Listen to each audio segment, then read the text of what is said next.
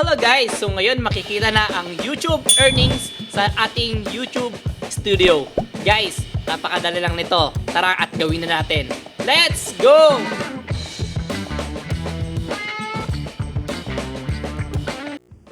Hello guys, kumusta kayo? Ngayon ipapakita ko na sa inyo kung paano makikita ang YouTube earnings sa ating YouTube studio. And dati kasi yung YouTube earnings natin is nasa Google AdSense lang. Hindi nakikita yun sa ating YouTube studio. So ngayon guys, ang una nating gagawin is pumunta muna tayo ng App Store natin. Kung halimbawa Android naman kayo, sa Play Store nyo yun makikita. Okay? So search nyo and type nyo lang YouTube Studio. Sa mga wala pa tong YouTube Studio. Okay?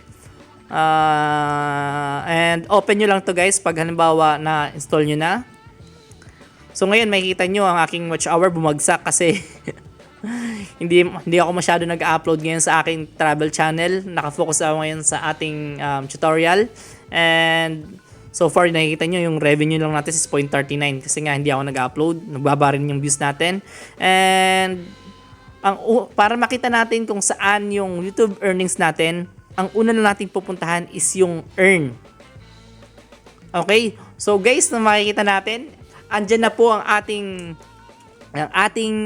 earnings sa taas. 39.71. So ngayong buwan yan. And makikita na rin natin yung guys, oh. So kung kailan dumarating yung sahod is 21st ng month and 26. Lagi natin tandaan yung guys. Kasi karamihan nagtatanong, kailan ba dumarating yung sahod? So ngayon 21st and 26.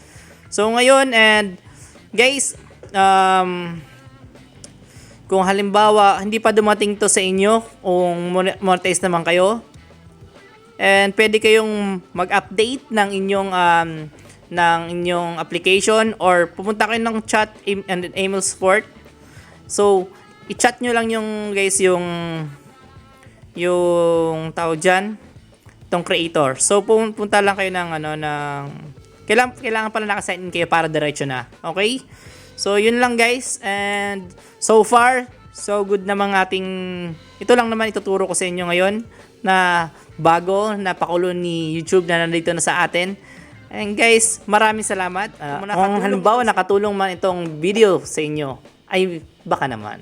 Maraming salamat, and para sa ating mga susunod pang tutorial, para lagi kayong nakabantay sa atin, tinuturo ko. At kung mayroon kayong comment, gusto nyong i-correct ako, i-comment nyo lang. Mahilig ako mag-reply, mabilis ako mag-reply, and 24 hours ako gising para sa inyo. God bless.